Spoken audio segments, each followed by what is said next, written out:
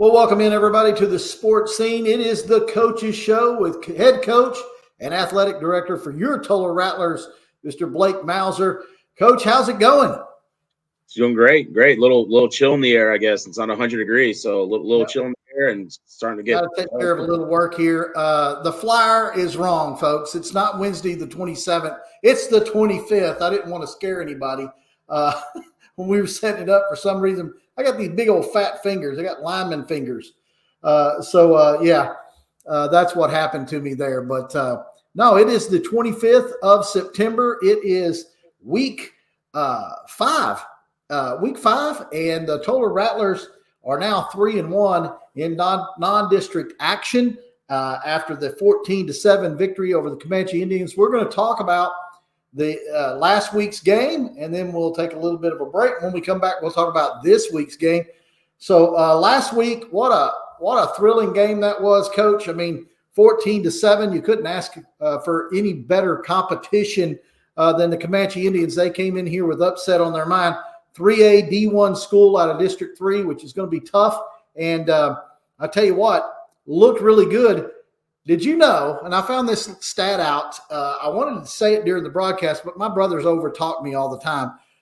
In the previous 3 games, Comanche averaged 28 points per game. You guys hold them to 7 points. That's a pretty good offense, and you guys defensively really were to the task. No, I can't. Yeah, defense was awesome and did a great job all night long. Great plan. The quarterback is very dynamic. So, our goal was to try to bottle them up. And except for one play for their one score, our defense did a really good job. And really, we were there. A couple missed tackles, a couple angles. But he's a good athlete. And that's going to happen at times. And so, the series and the play of the game was right before half. Offensively, we were kind of shooting ourselves in the foot a little bit. And we can talk a little more on that one. But we didn't execute great offensively at all, and the score kind of shows that. But defensively, right before half came down and made a huge stop, got a fumble recovery, and we were able to go into half 7-7. Be able to go into half tied when honestly we were outplayed a little bit in that second quarter, especially on the opposite side of the ball. Their defense, it's a huge momentum builder right there before going because they got ball out at half, so therefore they could have been easily a 14-point swing. And I'm super proud of our kids bowling their neck and making a play when they need to. Coach Mauser, the defense coordinator, he calls them code reds, and anytime we have to get it stopped where things aren't in our favor real quick, and so we take a lot of pride in that. And I'm super proud of the defense of that. Yeah, the defense played extremely well. I wanted to give out some kudos real quick. Cash Money Clark, man, that guy, he played the nose tackle a lot. They had some big old offensive linemen, and he was double teamed most of the. I went back and looked at the film. Double teamed almost all night, but he was in almost every play, sometimes breaking through. I seen him tackle a guy with 2 guys on him, and he's just a stud. Young Caden Abrego came up big a lot of times. And, of course, you can't mention Total Rattler football without saying Drake Owens. I mean, Drake Owens was everywhere, not just on the offensive side of the ball, but really on the defensive side of the ball, leading the way. But I got to give a big kudos to the defensive backfield. I thought that they played one of their best games to this point this season. You can correct me if I'm wrong. Like you said, they only gave up one really big play on the touchdown by Davis, 36-yarder. Other than that, they kept them at bay and at check all night long. Yeah, no, if you run a 3-man front, you better be good in the middle at all 3 levels. And so you talk about Cash, you talk about Drake, and you also Caden. Sometimes we switch Cash and Caden a little bit from nose guard and end. Because if you're a nose guard, you're going to get double teamed. That's just kind of the way it works. For the fact that those guys are getting double teams and making tackles, you can throw Hunter Michaels in at the end as well. Our front 3 is playing phenomenal right now, and making a lot of tackles, not just taking up blocks, and that's just part of the 3-man front. The linebacker wise, I agree. Drake played a really good game. I'm super proud of him with the disappointment what happened last game where he had a little targeting deal, and that if you watch Saturday and Sundays, people all the time, it's just the way the game is nowadays. So for him to respond and play the way he did, and he's such a good player, and his leadership's come a long way too. So I can't say enough of him. Super proud. Brooks Stone had a couple of pressures, and he's getting more comfortable at linebacker after being a defensive lineman most of his career. And then you go into the secondary too. You talk about in the middle our dime position of Noah Yanesh, he's a young junior who stepped into a role after an injury, and he's doing great. And then the rest of the corners with Anson and Cutter and secondary, and then the safeties with Caden and Brylan as well. They did a great job of keeping things in front and rallying to the ball and making plays. Key moment in the game. I think they had a fourth down. They're going for it. It was short yardage. The young, talented quarterback Davis takes a sweep around the end, and Lamanick knocked him about 6 rows deep, Coach. That was one, and it was textbook. It's the way you're supposed to play. I get so mad at cornerbacks trying to arm tackle high, and he went to the body. He went hard, and I tell you what, kudos to the defense. They just played awesome. Yeah, no, part of the scheme of it is we play a cloud too, and so the corners are in some ways the edge defender, and so they have to come and set the edge, and so that's where if old school football, you can almost call it an old school 50, where those are 9 techniques, but they're corners, they're outside on that, and so it allows us to have the extra middle field player to extra run fit player, which is great, and we also do different things in the back end, whether we're playing a 2 high, 1 high type thing, but no, like you're right, defense played amazing. I mean, that's a good team with good schemes. I mean, they're explosive. They have good outside receivers. Quarterback obviously is very quick. Lineman 68 for them is a heck of an offensive lineman, heck of a defensive lineman, and running back's only getting better. He's sophomore too, so that's his 4th game. And you can see the progression from game 1 to game 4 with him. So to hold those guys and that play that Anson made was huge. Yeah, I mean, and that's what our defense lives by. They might get a first down, but the first time we can get them behind the sticks, now that just plays right into our favor. So big time play down there where we needed it. Yeah, they did really good. I'll tell you what a great game. Now, you mentioned it earlier. We'll talk about it. Turnovers and penalties hurt the Rattler offense. Inopportune times, big plays were taken back. I remember Kelvin Murray, big run, and it gets called back due to a holding and everything. And, you just hate to see that. That this offense is much more – when I say capable, they show it because they took care of business at times. But like you said, Coach, that score could have been a lot more lopsided. Yeah, I actually talked about the kids on this on Monday. I was going through our stuff. Did you know that we had more yards against Comanche than we did against Millsap? Yeah. So in terms of like when you look at, and I said this, so it's like stats are stats. And at the end of the day, you got to put points on the board. And so we had almost, just right at 300 yards offense. But the problem is, like you said, penalties and then the turnovers, and we can't have those. We had 4 turnovers that game, and 1 interception was somebody ran the wrong route and the ball got batted up, and in fact he shouldn't even be there. That's one. And then it's one of those things where we weren't real sharp mentally, and so that comes back to us and me as a play caller, and we got to make sure our guys are more confident at practice, and they are, and we're building this offense. So if you can see, there's more shifts, more motions each week and things like that, and that's just part of how this offense will work. And in the day where we still had 4 guys catching a pass, we still had multiple guys carrying the ball, and that's kind of the idea of the offense. Now we just have to shore up some things. But also you go against a good team that puts pressure on you. They want to load the box and play man, and so we had to be able to execute some of those things. That's always a little tricky on that. No matter where you're at, you can watch. Why is Alabama so good? Because they can play man. Why is LSU so good? Sometimes even say they can play man because it's hard. When teams can and try to match up on you, it puts a lot of pressure offensively, and we got to learn the little anxious how to execute. But again, penalties, turnovers, we're cleaning it up, and we'll continue to get better on that. I'll tell you a couple of players. Of course, our sophomore quarterback, Britton Rice. I have to keep saying he's a sophomore. He's just a sophomore. He's playing really, really good right now. Over 170 yards passing during the game. Braylon Feist really coming on as a receiver. He connected on him. I had him unofficially for 5 for 85, including that 48-yard touchdown pass to start the scoring.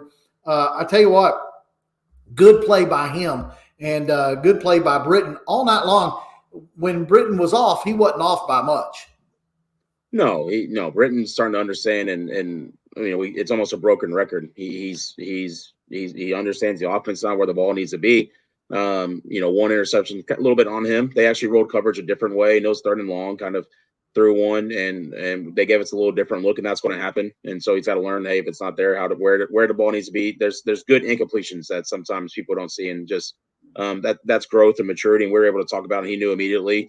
One thing I love about him is he's very poised, and he'll come over and he'll tell you what he saw, and we can talk. And the relationship with him and Coach Humphreys is really well, and they're able to get through it, and the ball's coming out on time, which is huge. And Like you can see a lot of again, I always talk about that. You watch because everybody watches, but you can watch NFL and college. If the ball's not coming out on time, everybody wants to yell at the offensive line saying, "Well, why don't you block? Don't give up sacks." But a lot of time is, there's only 5 offensive linemen. They're bringing 6. The ball's got to get out, and so and that's one thing I really, his feet have come a long way. And if you watch it, it's left right ball, or it's rhythm, and the ball's coming out where it needs to be, or off our RPO stuff. It's really good. And again, for a sophomore, and he's a 5-game starter, about to be a 5-game starter. So it's almost like it's very impressive. Does Braylon Feast know he's not 6'2"? I mean, he's like 5'6", 5'7", something like that. Does he not know that he's not 6'2"? Because he sure is playing big. Yeah, no, I can't say no. Braylon, he's a state pole vaulter, and for the people that do know or not know, but that to be a pole vaulter, to run as fast as you can, stick a pole on the ground and go 16, whatever, 15 feet in the air, you got to have a little few. I say this in a nice way, a few wires loose up top. So I don't know, but he's a great kid. He'll throw his body in there. I mean, he plays every snap defensively and offensively. We try to get him breather here and there, but he's a big play threat at all times, and he's a good kid like a lot of our guys. So no, I'm super excited, super proud. I know he wanted a larger role, and that's provided now. I think that's 2 or 3 touchdowns for him, and so and then we'll keep trying to different ways to get him the ball and get him open down the field. And, of course, I got to mention it. Downtown, Peyton Brown gets in the end zone again. He's beginning to feel it, Coach. You can see it. You can just watch it. He's getting a little quicker at the line. He's getting a little bit sharper on his cuts. 130-something yards rushing on 24 carries is what I had him for. What a big night for him. And it's going to be scary when we start getting into non-district play. I know you got a couple of other backs that are going to be touching the ball, probably more here coming in the next couple of days, maybe even this Friday night. Sure. Yeah. No, I mean, Peyton's a bell cow. And so, I mean, it's not him 20 carries, stuff like that. His body, he's such a big kid, he can take it. But at the same time, like you said, there's different skill sets that we have that we can use in the backfield. And so, he's a big bruiser. We have some guys, but with where some of our injuries are, we want to make sure kids are fresh on. And so that's where Peyton's taking a good amount of the load, and he wants it. And you're right. That second half when he started running, look out. There's the run right after Drake's big pass play. We ran down. We had 2 runs back to back, but the run before him might be one of his best runs. So he got his pad level down, and just absolutely, the athleticism that we know at the quintessential Peyton run was there, and on top of his size. And so he's starting to see the cuts with, running the zone offense isn't. A zone cut's a little bit different than gap scheme cuts, and so he's learning all that. But his practice, one thing I love about him is he's constantly wanting to get better. He was disappointed in himself on the fumble. He came off the field, and he was more mad than anybody else. And so that's always a good sign. And I was like, hey, man, it's not like I'm not going to hand you the ball. So it's like next play, we got to move on with it, and don't do it again. He's like, yes, sir, and I won't. And so, I mean, there's not much more you can say when that happens. He knows that's something he can do and all that. But overall, like I said, 24 carries for 128, 30 yards, whatever it might be. It's a big night. It's a huge night. And one of them on my fantasy team. So it was good. Yeah. It'd be good on your fantasy team. That's for sure. Well, I always say this, when you're getting better, or when you get into the playoffs and you're playing those tougher teams, and things start getting a little bit tight, you can reach back and remember this game. You can say, hey, we took on a D1 school, a really, really good D1 school in Comanche, came up there. We didn't have our best showing at times, but we still got the W. We just need to start going forward. And nobody exemplified that more Friday night than our sports scene player of the game, and that was Drake Owens. He was big on both sides of the ball. He calls a lot of he gets people in position. He's just all the time there for his teammates, a great team player, and on the defense. And then on offense, he had the key play of the game, in my estimation, the big 65-yard catch and run right there in the fourth quarter, which led – did you know that was a 91-yard drive? So a 91-yard drive. Y'all got the ball on a punt right there at the 9-yard line, and then y'all proceed to go down the 65-yard pass, and then a couple of Peyton Brown runs, and then he gets in from about 7 yards out. It all started right there on that catch, and that catch, I've replayed it. I was going to play it here, but Miss Clark sent me a great video. I really appreciate her. and for all that she does. And she sent me a video, but it was in an MOV file. You can't play it on this format. And I've tried everything to switch it out, but we'll get that all fixed. But Peyton Brown, Drake Owens goes down as our player of the game against Comanche, and I think well deserving. No, what we do, what he does for us offensively, there's a lot of pressure on the tight end H-back in this offense. There's a lot of pre-snap movement of where to be, and he's got to block the overhang, he's got to block the edge, he's got to set a point of attack.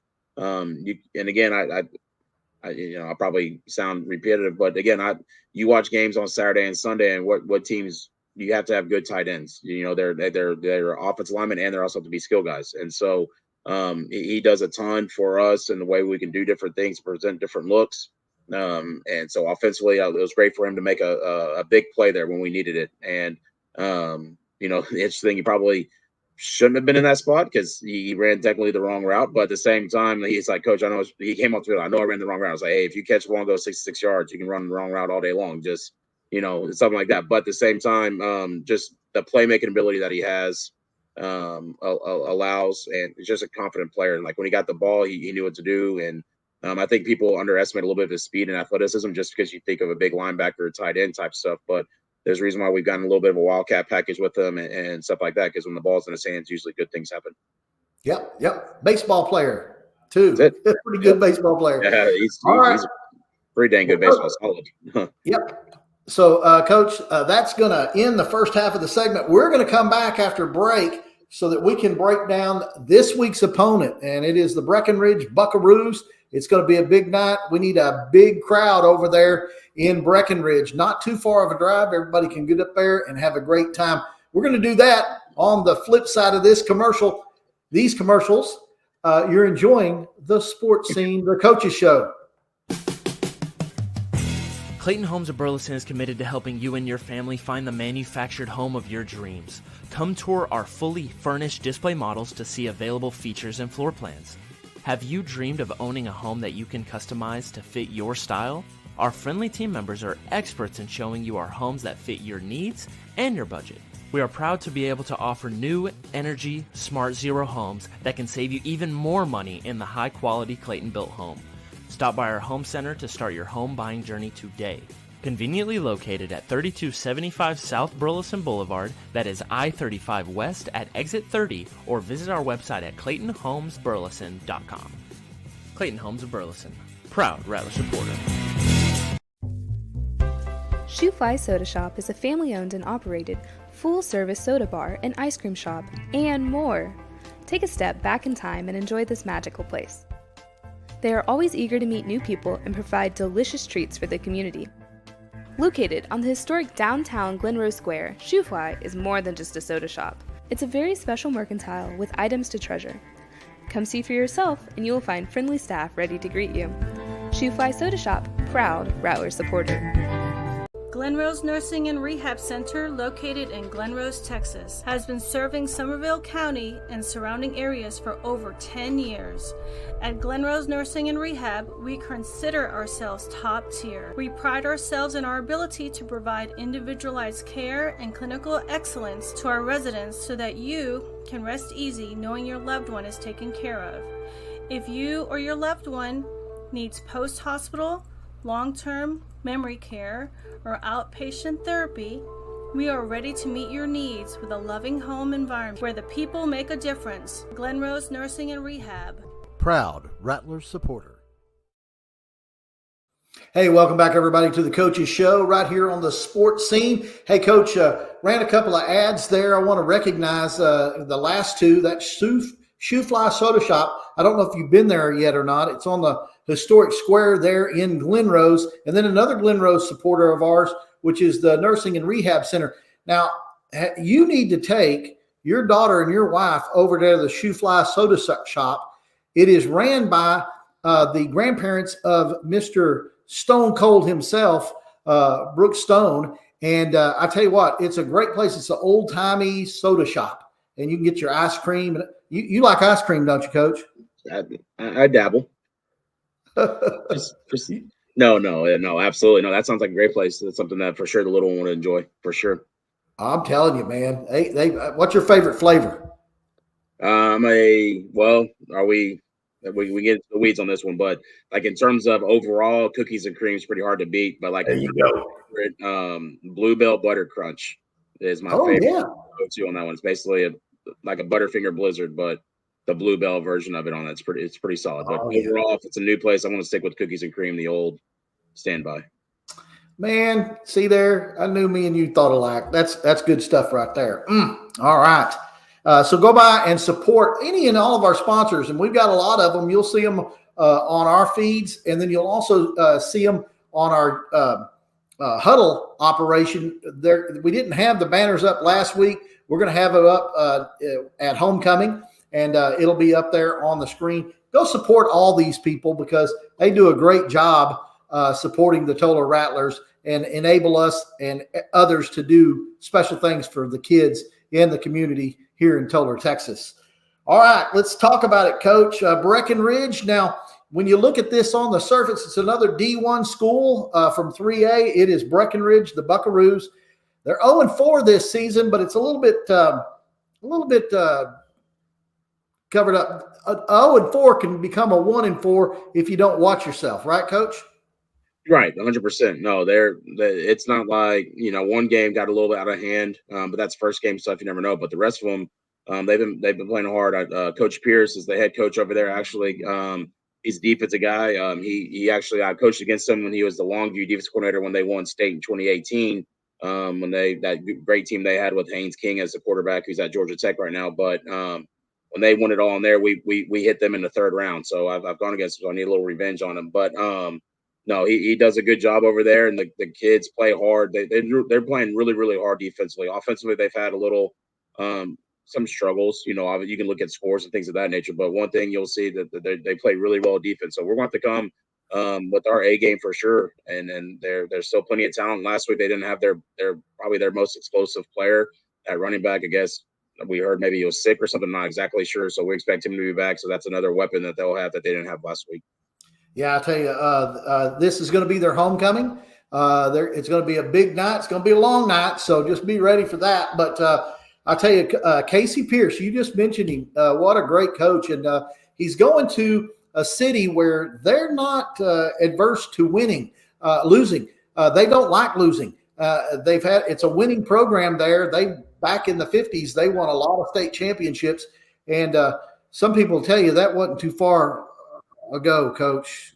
It wasn't a long time ago. No, absolutely. The 50s aren't too bad. No, they're still the people born around the 50s are still young at heart for sure. Yeah, tradition knows no age limit, and basically that's what they've established there. And they want the Buckaroos to win, and they want them to do good. And they're going to be looking to coming in and being a upset start. Now you mentioned him, Sawyer Wimberly. He's the talented running back they've got there. He's a senior.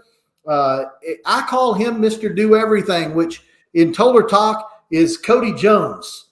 I don't know if you've ever researched him yet or not, Coach, but Cody Jones with Tolar used to do everything. And when we broadcast the games, I'd say, Cody, let's see, he's playing wide receiver, running back, kicker, punter, defensive back, and every now and then, whenever they call a timeout, he'll run and grab the water bucket and give everybody water. He cleans up the gym at night, He just does everything. Well, this is what Sawyer Wimberly does. He's their kicker, their defensive end. He's their punter in a lot of situations, and he's a running back. The guy's pretty good. He averages about 6 yards a carry and about 12 yards per reception. So he is definitely going to be a weapon for them. And their coach, their quarterback, Sage Gravette, he's a senior. And right now he's at about 60% on his passes. And he's going to be looking at Wimberly to get that ball out to him. And it's going to be a tough test. You talked about those cornerbacks. They're going to have to be big this week. Yeah, no, they're going to air it out probably more than anybody we've seen so far this year. That's kind of their deal.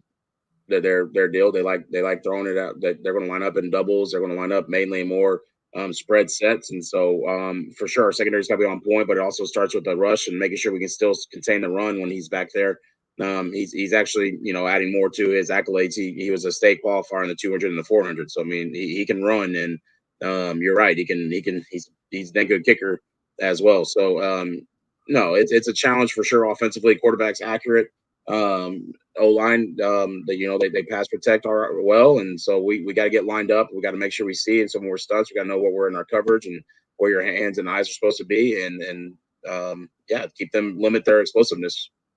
When I was looking at their film, one thing they like to do too is they'll like to send their wideouts straight down the field and then sneak that running back out in the flats and dump a pass. These linebackers, they've got to know the rush and coverage situation. I know coach has got them tuned up to be able to cover all this stuff that they're going to try to throw at them. Yeah, no, we had a really good day yesterday at practice. We're about to go out in about an hour and a half or so, 2 hours, get outside and in this beautiful day and have another great practice. But setting up I probably haven't said this yet, but our JV kids are doing a great job of running what I call our attack squad. And people call them scout teams and then that. But and then at the same time, we let Britton get back there, and what better way to get reps against a solid defense than going against our own defense. And so he'll get back there and he'll show. So obviously they're going against a good quarterback that can read defenses and put the ball where it needs to be. But our youngsters are doing a good job too of giving looks. And so we right now kids are confident and we're tackling well. You go back to why our defense is working. We're swarming and overall minus a few tackles missed here and there at the beginning of the game last week. I thought all of a sudden our tackling was a lot better and we were able to swarm the football. Effort and energy and getting multiple pieces of the ball. It's like anything. No matter who we play, if we can do that, we'll be fine. Absolutely. Talking about their defense, they got a couple of defensive backs back there, Cameron David and Christian Flores. They lead the team in tackles, and when you're leading your team in tackles and you're the defensive back, sometimes that's not a good thing, but they like to come up and attack as well. Sometimes I see a lot of blitz formation using those cornerbacks. Yeah, part of a 4-2-5, that's what Coach Pierce runs. Like I think his Twitter handle is 4-2-5 coaching me. So he's been running a 4-2-5 for a while.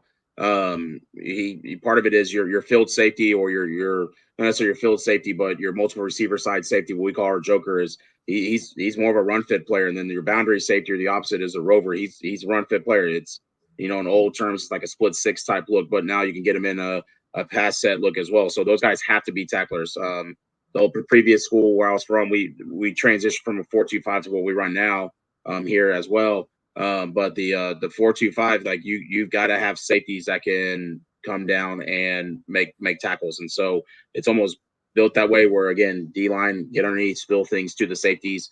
But it's not just safety. There's two inside linebackers play really, really hard and aggressive also. And when they blitz, they do a really good job of timing your stunts. If you watch them on film, they're going to, we've worked this week about slowing down our cadence or changing our cadence a little bit because they're really good about timing stunts and going. So we got to get our eyes up to make sure we don't just allow free runners going through. Absolutely. It's going to be a great game. It's going to be in Breckenridge, Texas. Kickoff starts at 7:00. If you can't be in the stands, you can always catch us on the sports scene. We will have the live feed from our YouTube page, which, folks, you need to get over there and subscribe. Hit the subscribe button. The sports scene with the Wood Brothers. Go over there and do that. And, of course, all our home games on the Huddle application. You want to go there as well, and you want to click on that, and you want to make sure that you purchase the package. The package is the best. Take the package. Don't do the game thing. Do the package. It's the best, and it goes right back into the program. Going to help these athletes. Come track season, they're going to want track suits. They're going to need stuff to be able to take care of what they need. And it gets expensive too, Coach, doesn't it? And our booster club is for our size of community, the people, the support that we have through the booster club. All the time we're getting asked by them, hey, what's on your wish list? What's on your wish list? And not just for football program, but this is all for all coaches. We've already got taken care of tons of stuff for volleyball, baseball, softball, basketball already this year. And then they're still asking, hey, what more do you want? So we can't, we can't thank the booster club enough and the support from the community. And like you said, just to echo that Huddle, we have that technology. And so we want to be able to bring games to people that maybe not live in Toller, grandparents, aunts, uncles, and for that, and to help pay for that technology, that's why we're running. But I just said, like last night, our volleyball girls, if you wanted to watch the volleyball game, was on there. This any home game, when we get to junior high boys basketball, girls basketball, as long as it's played in the main gym, we'll have that camera up and running where people can watch their kiddos or their niece, nephew, grandson, whatever it might be. So it's a huge bonus to be able to provide that service. Absolutely. You want that package, folks, because you can watch it all. And the sports scene can't be at all the games. They can be at all the football games, but they can't be at all the games. So, volleyball's going on. I love volleyball. I wanted to be a volleyball player, coach. Looked real good in those shorts, too. But they wouldn't let me do it. I don't know why. There should be Title V or something like that, for guys. But anywho, we got somebody over here. You saw the comment, of course, Alicia and John Owens. I know this has got to be Alicia. She said, Cody Jones is my nephew. He was fun to watch. Well, fun is one word for it. I thought it was amazing. The guy was just, you'd love to have him, coach. He was just Mr. Do Everything. And then here he is, the redheaded strange one. He's got the question of the day. Everyone has a bucket list.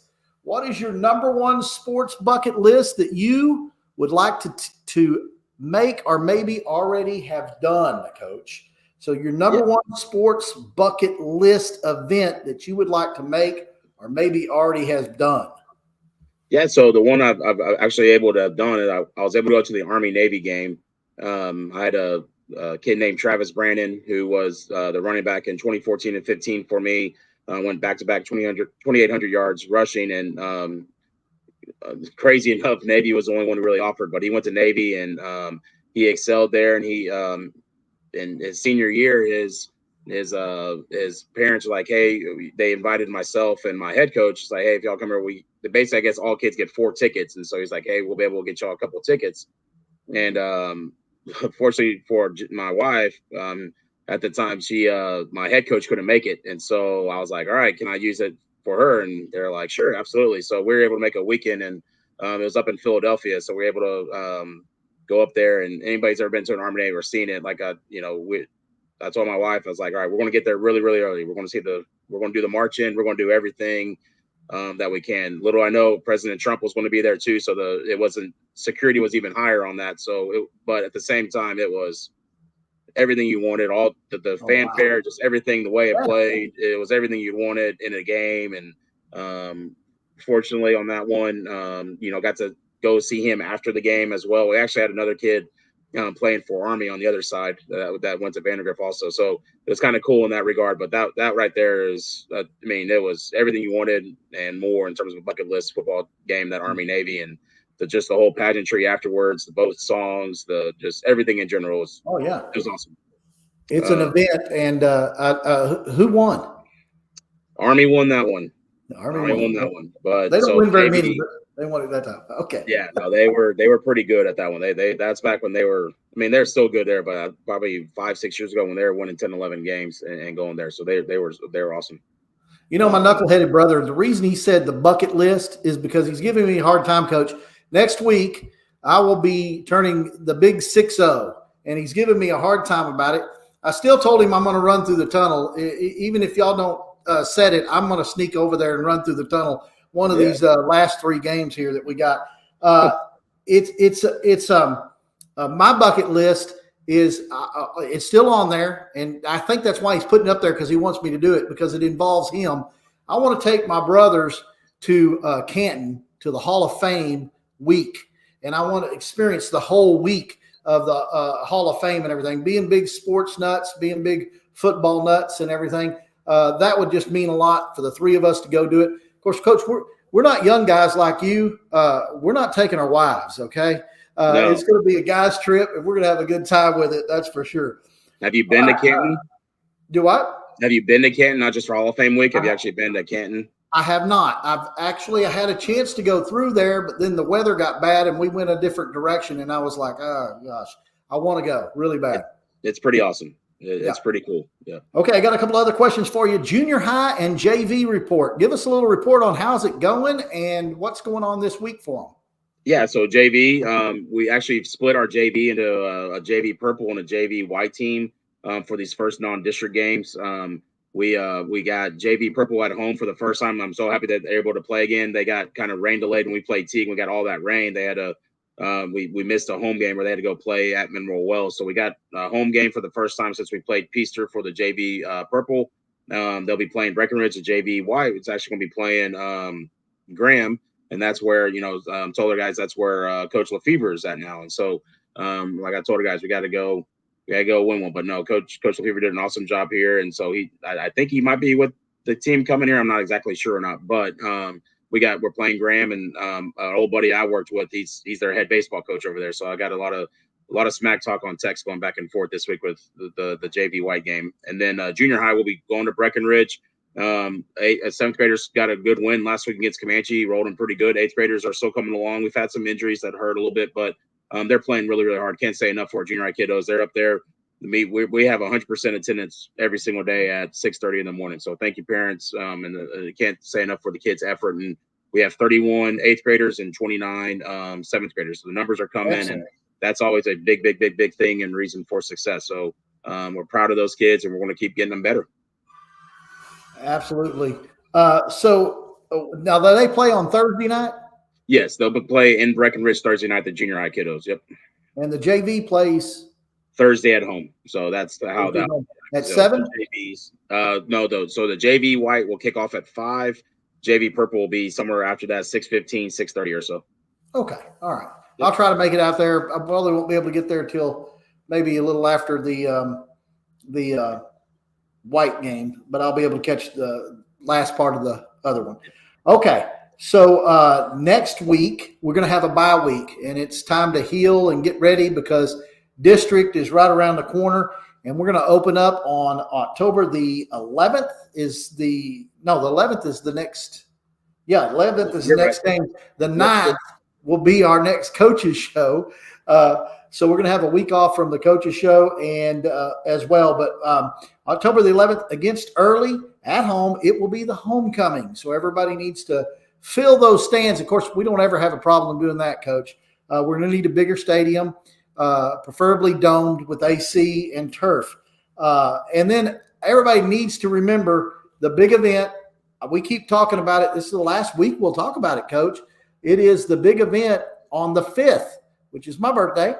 It is the Barbecue Bash supporting the Kohler Memorial Scholarship Foundation, and it is going to be at 6 o'clock to 10 o'clock at the LC Ranch.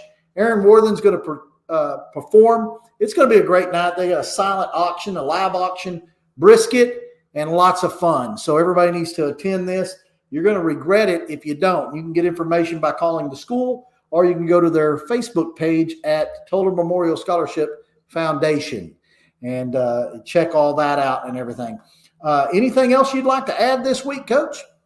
No, just looking forward to going up to Breckenridge. They have a really cool stadium where it's kind of location. They got a big jumbotron, so there'll be some video replay, and the visitor stands go from goal line to goal line. I mean, it's a good.